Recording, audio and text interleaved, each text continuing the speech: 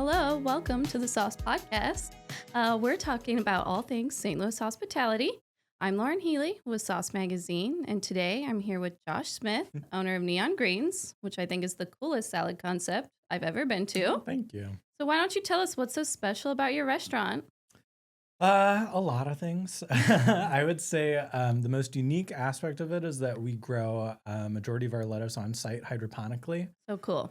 It's all about just telling the story of where your food comes from and really putting our customers right in the thick of being part of that whole story. Yeah, and I heard that lettuce is a lot fresher and full of a lot more nutrients when you grow it on site. Can you explain that to us? Absolutely, yeah. So most people don't know, a majority of our lettuce, 98% of our lettuce in this country actually comes from the Salinas Valley in California Okay. and Arizona. So Okay. 98% of our lettuce is being grown all the way across the country in the West. Okay. And then we're shipping it all the way to, the Northeast and the Midwest and the South and you name it.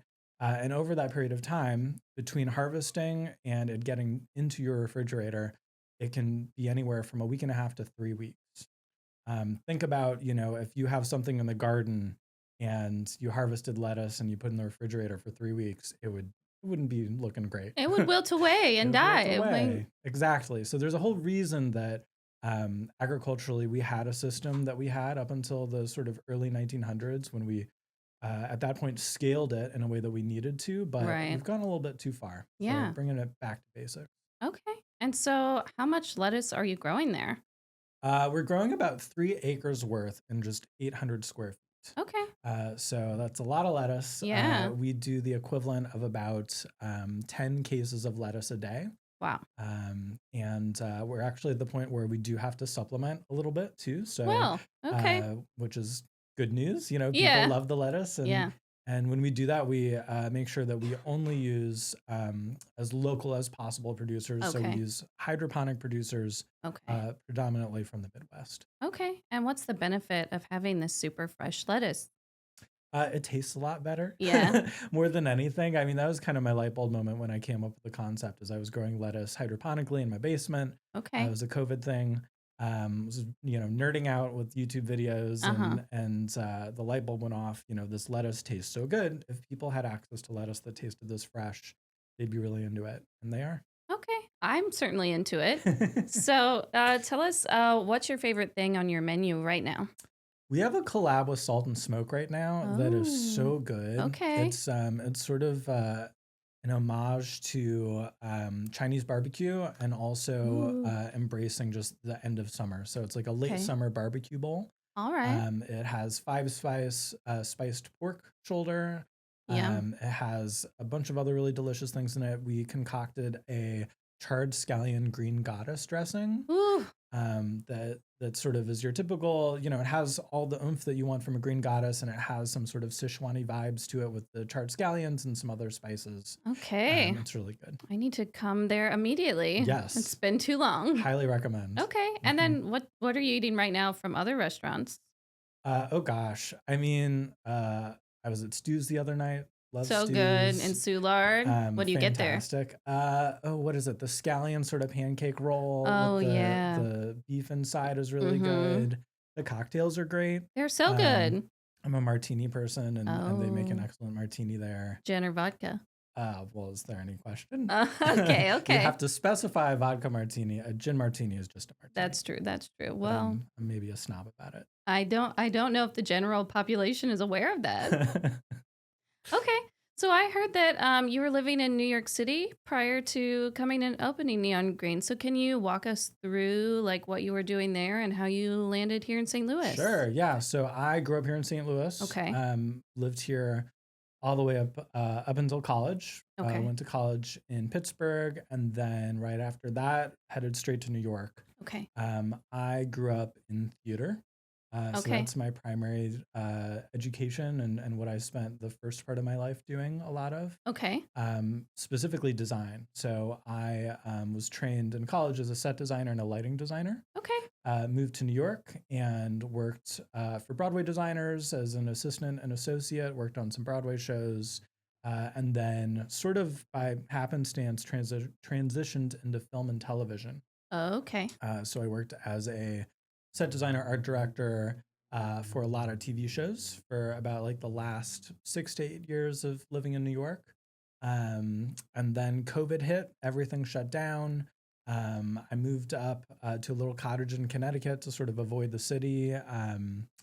My partner at the time and I had a little tiny dog, and it was just a little easier to just, let them out Yeah. and all that sort of stuff with a little nature around us. You need some And grass when you have a dog. exactly, It helps a lot. just a little bit. Just a little. And so everything was shut down. None of us were working, and I just started nerding out into hydroponics and started with a little desktop kit, and Oh, fun. that grew to a test site in the basement that was probably 3 times the size of this room. Okay. And from that, I had that light bulb moment, and I was like, I think I'm gonna explore this. Okay. And then how did you wind up back in St. Louis? Well, I was kind of running numbers and looking at the economics of a restaurant/farm. Yeah, And with that, the most expensive part really is real estate. for And sure. doing that in the Northeast was not as viable as doing it in the Midwest. No. And beyond that too, we have ambitions at Neon Greens to grow the concept. Okay. And knowing that off the bat, actually being able to start in my birthplace and somewhere that Yeah. really meant a lot to me, Okay. and building a brand from the Midwest out, as Oh, opposed to working from the coast in, yeah, with something that has its identity so baked into agriculture, for sure. was super important to the concept. Yeah. Okay. And so you have a really cool location in the Grove, Hmm. and that's the former Rise coffee space, right? Yes, Okay. exactly. Why did you choose the Grove? So I'm a queer business owner. The Grove is such an important sort of bedrock in the queer community, Yeah. and historically has been. Yeah. I see exciting things happening in Midtown between the Foundry and Cortex and Yeah. all of this growth that we're seeing. I thought it would be great to be part of that, Okay. and it's just such an incredible business community. It's been so great, sort of growing into it and getting to know everyone. Very cool. And did you do the design in there? I did. I partnered with a local architecture firm, DVLP, and with my background as a designer, I did the interior design for the restaurant and the sort of exterior farm area that we have. Yeah. It looks really cool in there. Thank you. So are you still doing the farm tours? We are, Okay. yes, Tell us about and we're that. actually might be expanding them very Oh, soon okay. to both Saturday and Sunday. Okay. So at this point in time, if you come on a Saturday, um, if you come, just before 1 o'clock, we actually start tours, and they're little tiny tours because our farms are little tiny, but Yeah. small but mighty. Sure. Lots of produce grown in there. We give tours every 15 minutes from 1 o'clock to 2 o'clock. Okay. You just come in, you can grab lunch, you sign up for a tour on the QR code. They're completely free. And you get to literally see the journey of your lettuce from seed to fork. Now, do you know, are there any other concepts like this in the Midwest? Not in the Midwest. The only one I'm aware of is there's a sort of similar concept in Colorado. Okay. Other people have tried to do something like this. I mean, you can look at what Dan Barber does with Blue Hill Stone Barns, and Mm-hmm. they have a whole farm that they work with. You Yeah. have French Laundry, where Thomas Keller, conscripts local farmers to grow very specific produce. That's at sort of the high level. I think there are some national brands that took a stab at it. Okay. Tender Greens, when they initially began, I think that was part of their concept, is Really? really incorporating very specific local produce. Okay. And the thing is, it's fickle. It's Yeah. difficult, Yeah. especially growing outside. It's rather fickle. So For sure. what we knew we needed to do with Neon Greens was grow hydroponically. You have Yeah. so much more control. It's way more viable product that you have at the end of the day after growing. Okay. Yeah. But yeah, Cool. And it's what, in 2 shipping containers? 2 shipping containers. Yeah, Okay. very tricked out, crazy looking Yeah. shipping Yeah, I've containers. been in there. It looks really cool. Yeah. And you have a conveyor belt into your We restaurant. do. That's so Yes. Yeah, fun. people sort of compared it to like a Willy Wonka experience, Uh-huh. but no chocolate. But for salad. Exactly. Exactly. Okay. Yeah, so the conveyor belt, it was actually sort of killing 2 birds with 1 stone. It was one, our containers, our farms are at a different elevation than the restaurant. So they're actually above the ground level by 6 feet.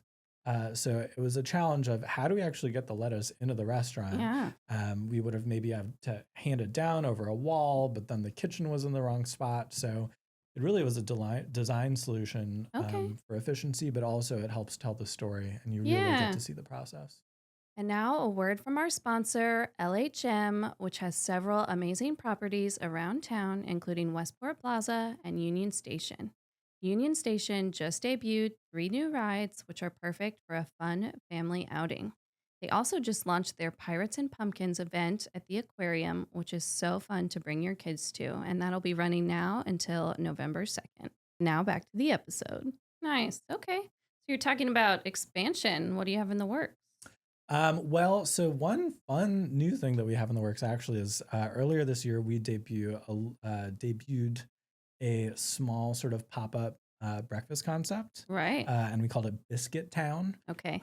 And it came out of just, the depths of winter, us sort of craving another breakfast option in the neighborhood, having a little extra time with just, less people eat salads in the winter. Sad but true. Sad but true and understandable. Yeah. And so we were like, let's try this out.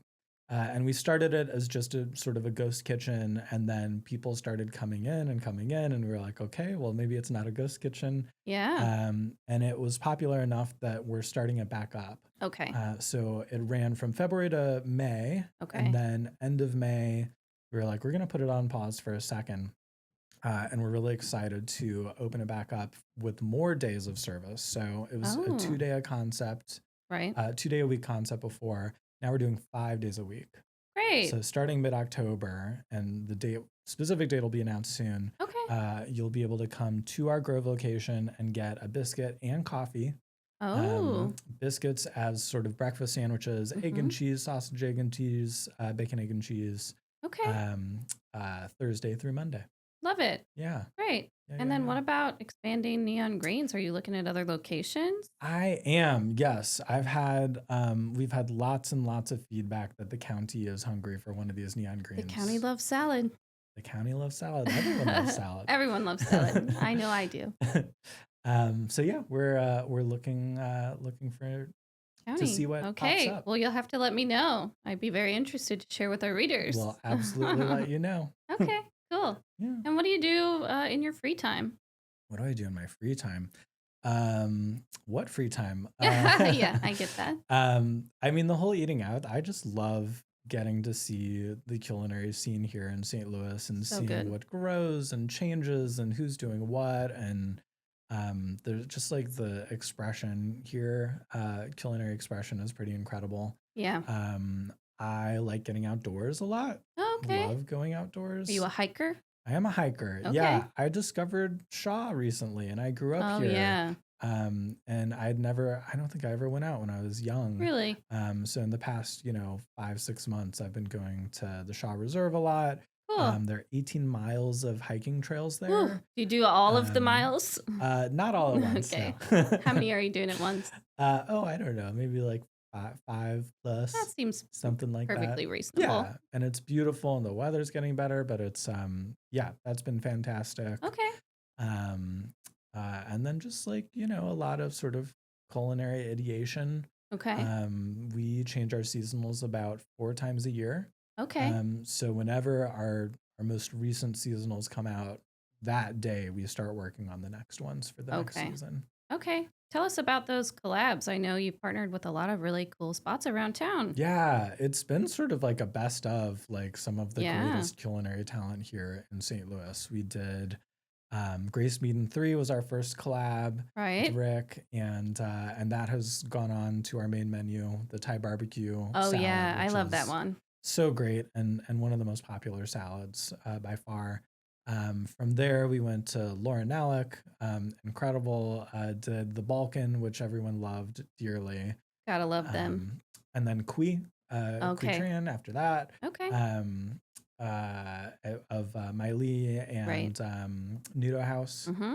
And then Jackie Price with Fennel Cooking Oh, Studio. yeah. Our Shroom Shawarma Grain Bowl, That was which good. so good and is now Yeah. on the main menu. good. super popular. Okay. And our next collab was with Damn Fine Hand Pies, Uh-huh. who are just they're so lovely, and I just like they are killing it. They are killing it. The bread that they make is incredible. We Yeah. featured some of their focaccia Okay. in a spring panzanella, and it Yum. was just so good. Did not try that one. Oh, I it's made good. a mistake. Oh no. Is it gone now? It's gone. Okay. Well, Yeah. maybe next year. Maybe it'll come back. I Okay. love a panzanella. You Yeah, could always for do sure. another panzanella. Yes.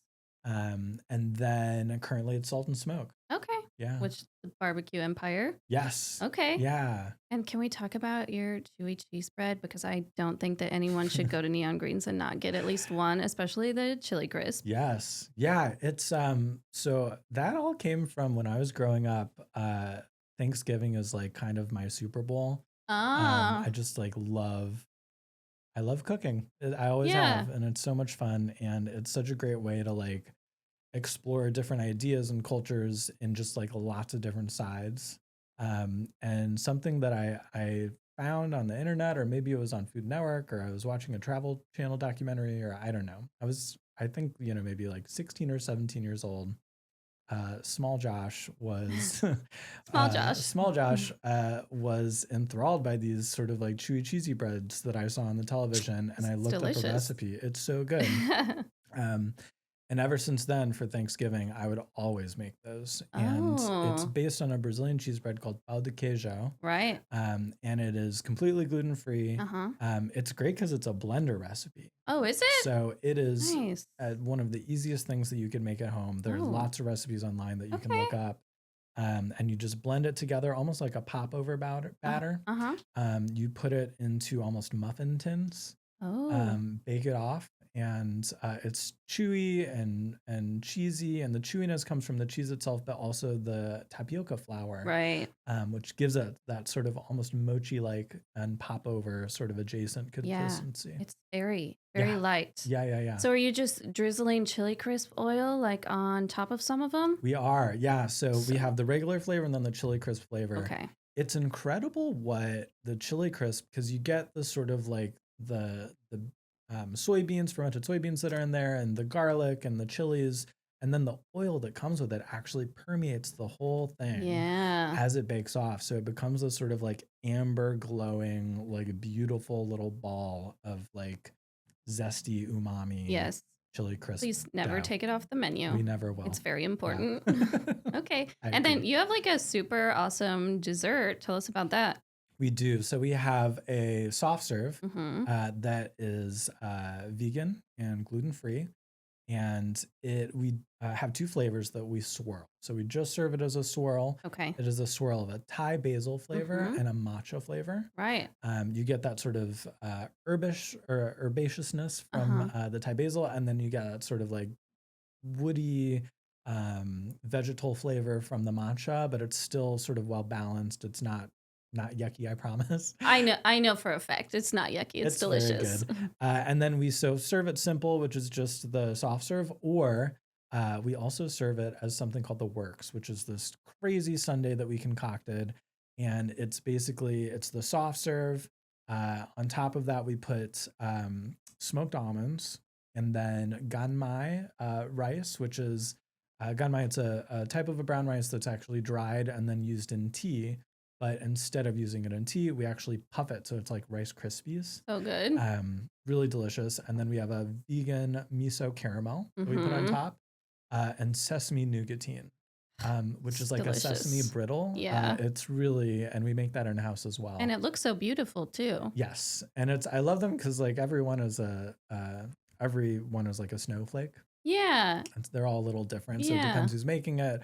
Some of them are a little punk rock. Some of them are a little more like, punk rock, brutalist. Some of them are very like, crossing their T's and dotting their I's. I love it. Lots of personality. Do people order not the works? Because I feel like the works is the only way to go. Some people are intimidated by the works. Are they? And they'll be like, no, I'll try a simple and then I'll do the works. It definitely could be like a sharing size portion. I would start that way. Yeah, for sure. You could share it with a friend. You could. If you're generous. If you're generous. I'm generous with my ice cream. No. Yeah, okay, cool. Or is there anything else you want people to know? What do I want people to know? I mean, I would say we're about 18 months in Uh-huh. to opening this restaurant, and it is incredible the amount of love that we've seen, and I'm Good. really grateful for it. We've been embraced by the community and people. I think there's a big impact to actually drawing a relationship between people and the food that they eat. Yeah. And this is a really cool, sort of low stakes way Uh-huh. to come and get a salad and also like be part of a micro food ecosystem that's happening right in front of our eyes. Yeah, I think it's super cool. Yeah, Awesome. Well, thanks thanks. so much for stopping by. Of course. Thanks for having me.